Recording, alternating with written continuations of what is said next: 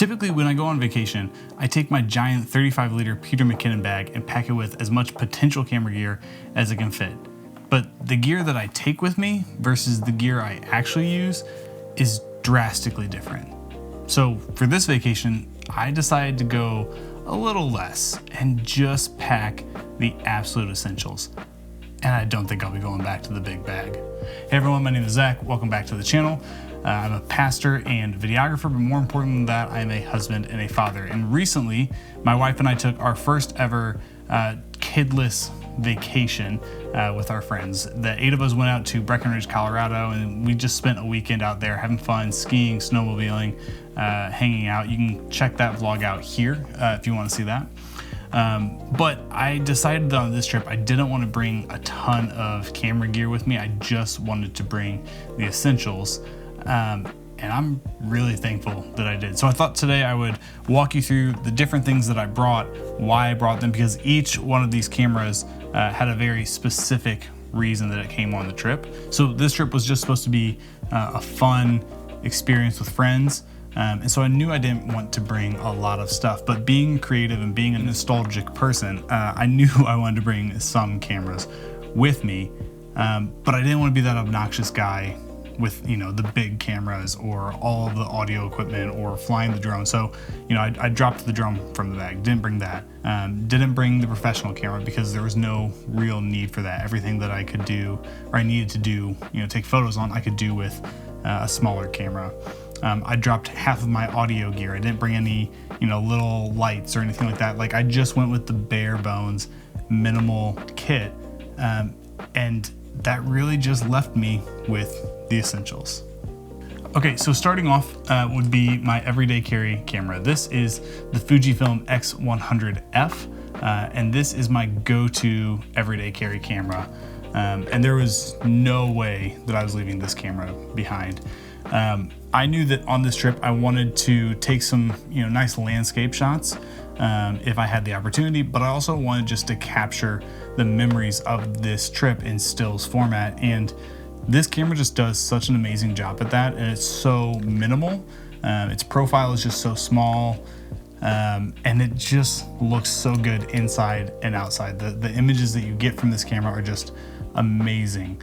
At the same time, there's some fun features with it in the sense of you can put your own film presets onto it, and then you can send them straight from the camera to your phone without having to do any editing. And so I knew, you know, on a quick trip like this, that would be a nice feature to be able to utilize. I did also add this Cine Bloom filter from Moment to it, just because I wanted to get, you know, some nice flare effects, get that nice bloom effect. And then brought some extra batteries for it and a very tiny little tripod. It's actually the DJI tripod from the Pocket 2 that you can just set on it. Perfect. So this turned out to be the perfect stills camera. I brought this with me everywhere and was able to get some fun photos of the trip that looked good, that captured the moments well, and that will allow us to relive this trip over and over again just by looking at these images. So next is the DJI Pocket 3. This is my new everyday carry video camera, and I absolutely love this thing. I had the Pocket 2 originally, and when this came out, shortly after this came out, I upgraded to this, the Pocket 3, and it's just been fantastic. I mean, I love everything about it. The image quality is amazing for what this camera is. It's so low profile, so easy to use, and the fact that it has a gimbal on it just makes it so handy. I knew that on this trip I wanted to make a video. I wanted to make some sort of vlog type of video for myself and for my friends, just to be able to remember this trip easily. And I knew that this camera would be able to handle that need perfectly. You know, the image quality didn't need to be the absolute best. It just needed to be vlog quality, and that's, you know, what you get out of this, plus more, honestly. On top of that, I knew there would also just be a lot of times where I would just be filming what I like to call, you know, the dad home video style footage, where it's just filming what's going on, and it's probably not ever going to get edited into anything, but it's just so that, you know, years from now we can go back and look at that footage and kind of relive longer moments of the trip. And this camera is perfect for that. I mean, you know, the other element that I love is it's just so tiny that most of the time you don't notice it. Like, people don't notice that you're filming with it. The amount of like video shots that I shared with my friends from the trip, they're like, wait, you were filming then? Like, I didn't even notice. Like, it's just so tiny in your hand, and it's just perfect. So this was a really great camera to bring with. Also, I mean, it's just got it's packed full of so many features. You know, the gimbal obviously, but just the image quality, the low light performance, like all these different things that just make it the perfect vlog camera, and really allowed us to get some really cool shots from this trip for the vlog, but also just shots that I know, you know, years from now we'll go back and we'll look at this footage and kind of relive the moments of this trip. So yes, ideal vlog camera in my opinion. Pocket 3 was great for this trip. Okay, so the next one that I brought is the DJI Osmo Action 3. I actually brought the 3. I rented the 3 from borrowed lenses, and then just absolutely loved it. So I ended up buying the Pocket 4 just like a week later. I kind of wish I bought this for the trip and not rented it, but I absolutely loved this little action camera. I've never been a huge fan of action cameras. I never felt like the image quality was there. So I've just kind of shied away from them for a long time. I mean, my last action camera was the DJI Session 4, I believe. But I knew that we were going to be doing two big things on this trip that I didn't want to use my Pocket for. We were going to be doing snowmobiling and skiing. And while I probably could have gotten away with using the Pocket for those things, just the idea of falling while snowboarding or skiing with it and like breaking it just terrified me, or dropping it while we were snowmobiling. And so having an action cam was perfect for that. So this DJI, both the Action 3 and the Action 4 have amazing image quality, great stabilization. And what I really loved about it was the ability to have a selfie stick with it. So, you know, when we're snowmobiling or when we're snowboarding, we get some really cool shots with like the selfie stick way extended out. Now, I did fail to figure out how to use the selfie stick and then cut it out. You have to do it in the app, and I don't think I figured that out before I sent the 3 back, and now it won't work with the 4. So long story short, I should have watched more YouTube videos before sending the camera back, but just amazing little camera that was able to capture those more extreme elements of the trip. And honestly, like, I think you could use this as both like your extreme element, you know, capturing device, as well as your vlog device. Like, this could replace the Pocket 3 if you wanted to go even more low profile. But for me, I just, you know, I felt like I mean, it's such a small package anyways, like, might as well still bring the 3, the Pocket 3, and have the gimbal feature and the bigger screen and just stuff like that. You know, I felt like this is going to be more for the extreme elements of the trip that I don't want to use my Pocket 3 for.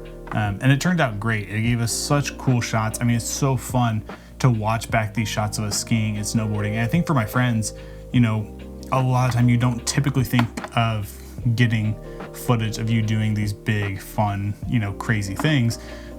And so for them to be able to see this back, like, I can see it in their eyes, like, it's exciting to get to see, you know, them skiing or them snowmobiling, because they don't expect to see that, right? You live it once and you don't necessarily expect to get to relive it. But with something like this, you can do that.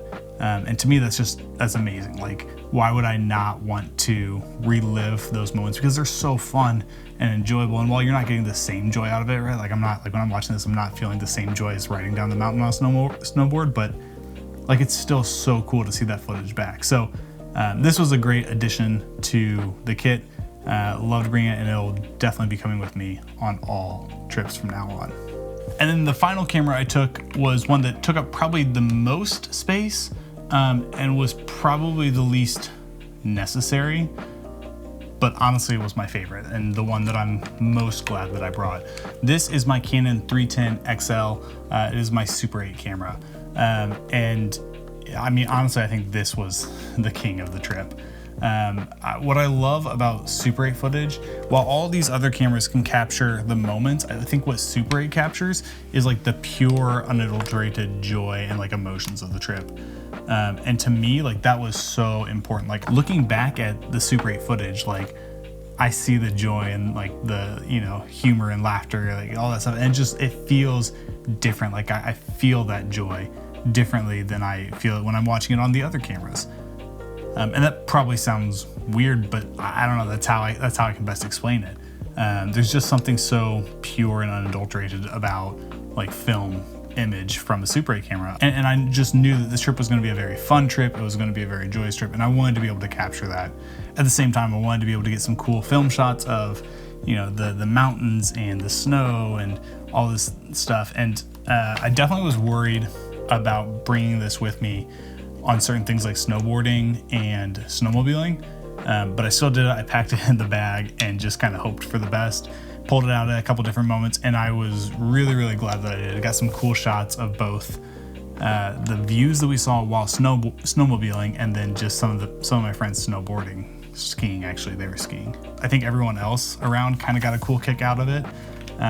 Definitely got some looks from people as they saw me using it, walking around town or on the airplane. One lady got a little freaked out when she heard the sound of it.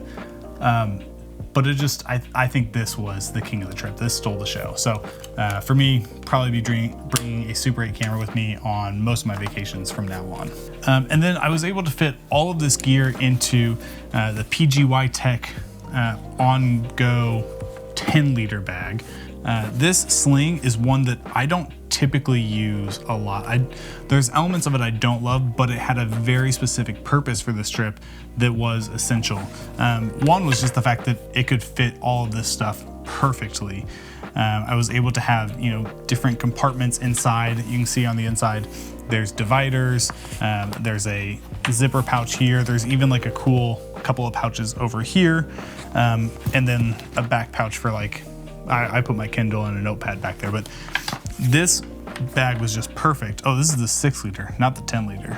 But it was perfect because I was able to put everything in here well, and it fitted. You know, my Peak Design sling doesn't fit all of this stuff perfectly, whereas this did. And while I like the Peak Design more, the big thing about this bag that was important was these straps back here, because I was able to use the sternum straps so that I could still have this bag with me when we were skiing and snowmobiling, and not worry about it flinging around on my back.